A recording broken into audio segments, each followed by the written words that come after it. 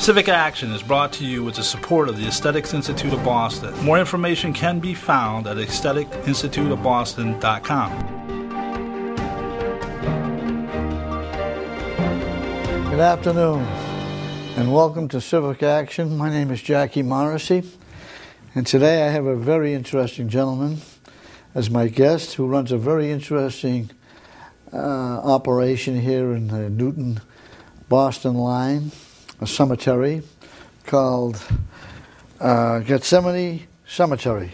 Is that the name of it? It's the Gardens at Gethsemane. Hi, Jack. Thanks for coming by. Oh, thanks for having me. Yeah, Gardens.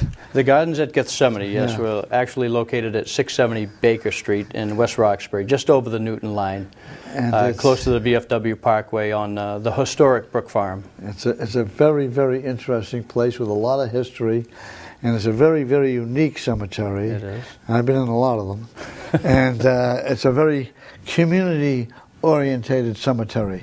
Yes, it is. Tell us a little bit about yourself. What does this CCE stand? That's a Certified Cemetery Executive. I'm one of 5 certified cemetery executives in the state of Massachusetts. I'm actually a graduate from an International Cemetery, Cremation, and Funeral Association university. And that's my credentials there. But I'm actually a Christian man who cares for people. And God put me in a very special place to help people in one of the most vulnerable times of their life. At first I questioned him. I was like, are you serious, a cemetery? But, you know, as time went on, I became more comfortable and got educated and just feel like helping in any way that I can. And tell us a little bit about the cemetery. It's got quite a history. Oh, yeah. Starting on the grounds of the cemetery, there was on Brook Farm, which was a transcendentalist utopian society. Ralph Waldo Emerson and Nathaniel Hawthorne summered there.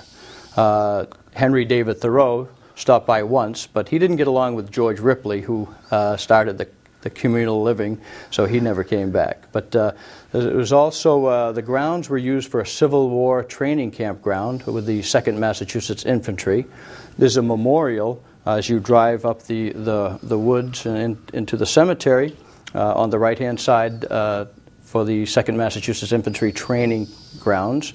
There's also a cannon from the USS Constitution on our grounds, and we had an orphanage, an almshouse. The cemetery actually was started in 1871.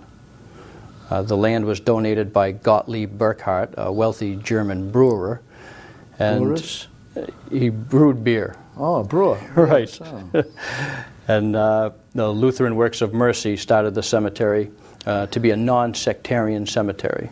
Which it is still today. We serve all faiths and beliefs. There are no residential or religious requirements. Yeah. Well, and how did the name come about, Gethsemane? Well, the Lutheran Works of Mercy chose the name. The word Gethsemane is a Hebrew word meaning olive press. The actual Garden of Gethsemane is at the base of Mount Olives, just outside of Jerusalem. Uh-huh.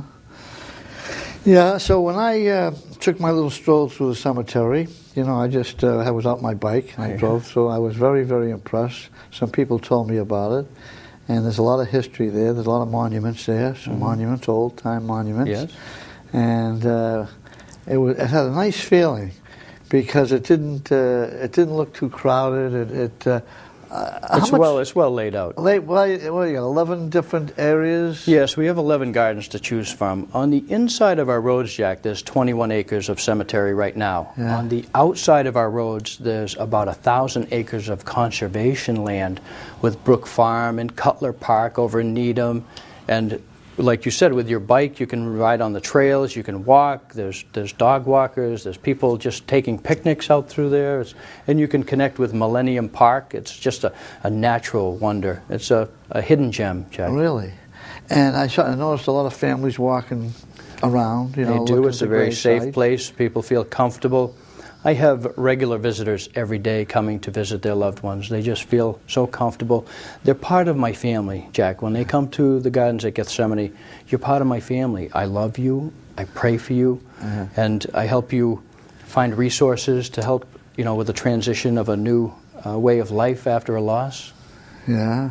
And you're right on the premise, aren't you? I live right there, Jack, yes. It's well maintained. It's really, really a nice place just to take a little stroll.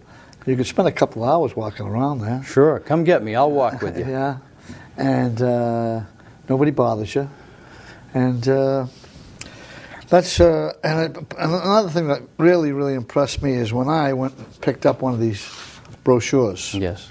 And there's so much information here, especially today when they're talking about death, even on the congressional level, on the Obama health plan, and all this information is so valuable.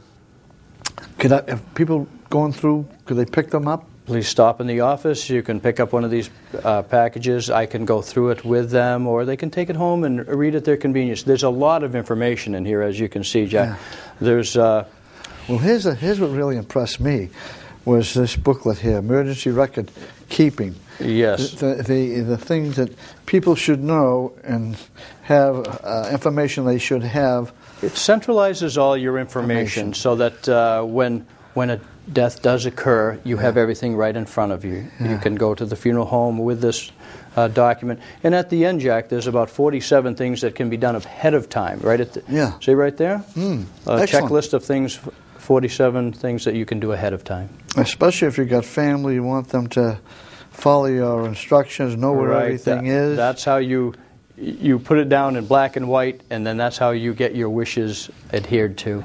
And not only that, it tends to cut out all the pressure of the family. Arguments, what's this, where are we going to get that, how are we going to do this, we ain't get that much time.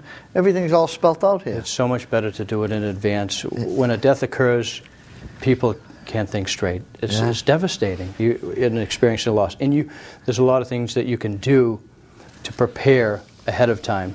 Yeah, this is with, if people want you, this could maybe... they can stop in the office, they can call, they can visit our website, they can request this information in many different ways. Yeah. Your location is in a popular cemetery area. We are in the cemetery district, yes. Yeah. But you're kind of hidden away. Yes, we're about a half a mile from the main road, up in the hills. But not only that, your signage is quaint and... Well, it's fine. It's fine. It's appealing. You know what I mean? It's not... It's there, but you got to look for it. All right. And once you go up that driveway, you realize you're in something. You're going into something special, and there's no stones jumping out at you, and it's very, very appealing. Well, thank you. I'm glad you liked your experience coming to the cemetery, Jack. I've been there 2 or 3 times now. It abuts Millennium Park, and it's a nice little walk for people. And, yes, it is. On Mondays in the summer, we have a YMCA walking group that comes 9:30 in the morning. They walk around the cemetery, a group of 12 to 15 people. I walk with them. I saw a lot of families.